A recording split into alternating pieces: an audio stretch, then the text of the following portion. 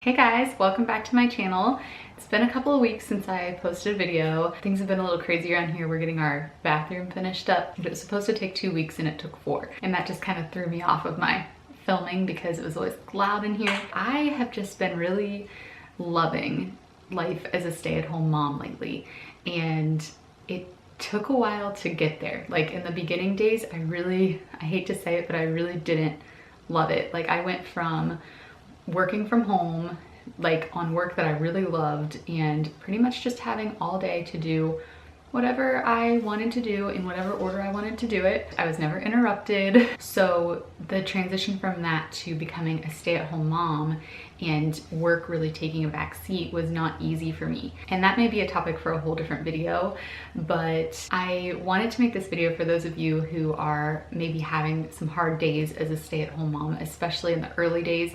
My baby is almost 10 months old, so obviously with toddlerhood comes totally different challenges, and I'm not there yet.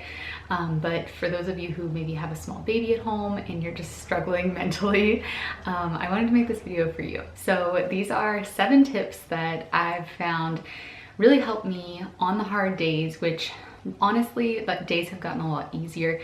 But like I said, in the early days, it was pretty hard.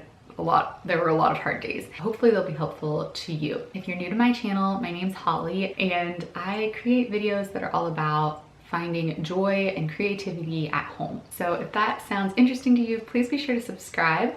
And you can also click the bell notification if you would like to be notified every time I film a new video. So let's get right into these tips. The first tip is to have a daily routine. Now, in the newborn days, that's very difficult because the baby will not be, just developmentally, they're kind of all over the place with their sleep and their eating.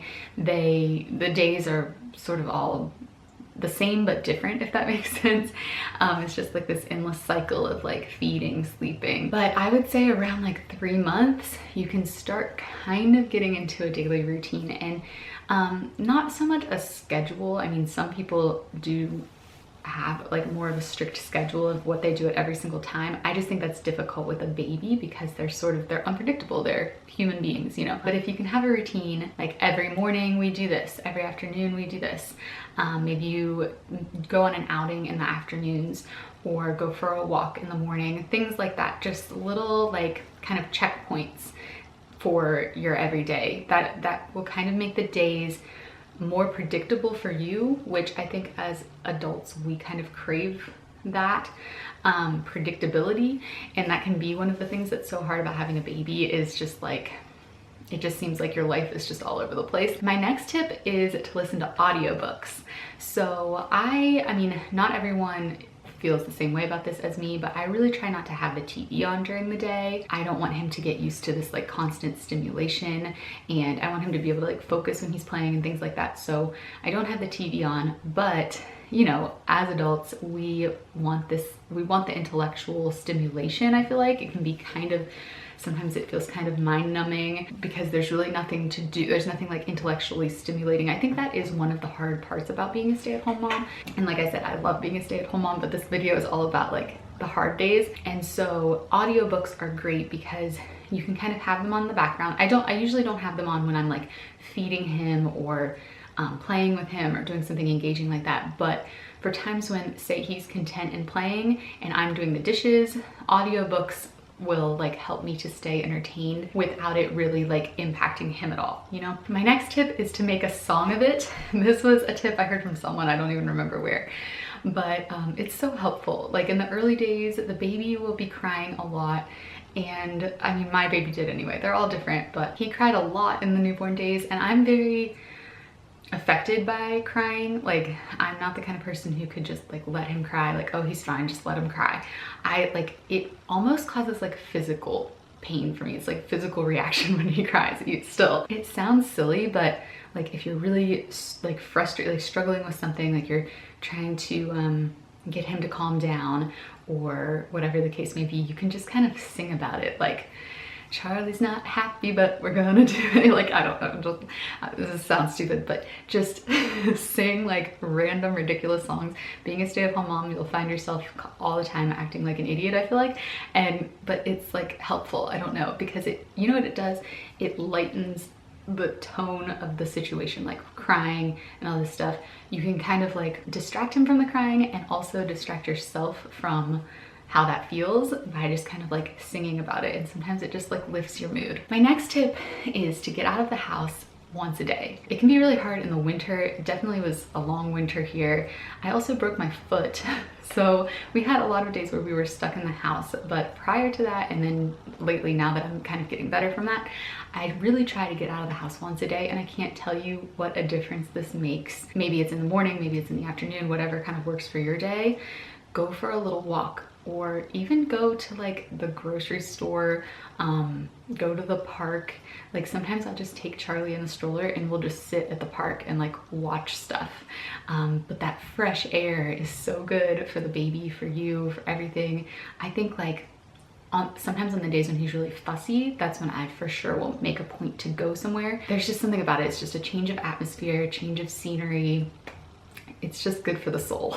My next tip is to create a yes space for the baby. A yes space is basically a term that's coined by, I don't know who, but someone in like the REI parenting world, REI. Janet Lansbury is who I will usually listen to. She has a great podcast and a blog. I'll link to her below. But anyway, a yes space, it's basically like a playpen type of area where there's nothing in there that they can hurt themselves with. Like everything is safe, like nothing's off limits in there. Babies, especially older babies like mine, they love to explore, and Charlie's like getting to the age where he's starting to get into things. So it's really nice to give him a space where you don't have to hover over and be like, no, don't do that, or no, don't touch that, or oh, that's dangerous. Just give them a space where they can play, or even when they're young babies, where they can just kind of lay there, but there's nothing, like they can't get hurt. That's good for them because, as I said, they can explore easier. It's good for you because you can leave them for a second and like go make yourself a cup of coffee or go to the bathroom or whatever you need to do, and you don't have this like constant worry in the back of your mind, because that's something that I really struggle with anyway, is just like kind of this constant tension and anxiety about him like getting hurt or choking on something or getting into stuff. So yeah, I would highly recommend that. We created a playroom area, and I'll link to the video below where I show it, but basically there's like nothing in there that he can hurt himself with, and the dog can't get in there, like it's gated off. This next tip was a real game changer for me when he was a little baby, and this is to create ways for him to go around the house with you. You know, you don't want to feel like you're like trapped in one room of your house, because that's the room where you have the baby chair thing that they're in. First of all, baby wearing helps a lot. I have the Ergo 360, which is kind of a pricier option, but I love it so much. Like I cannot recommend it enough. And Charlie is a big baby, okay? He's 100th percentile for height, weight, and head size right now. Yeah.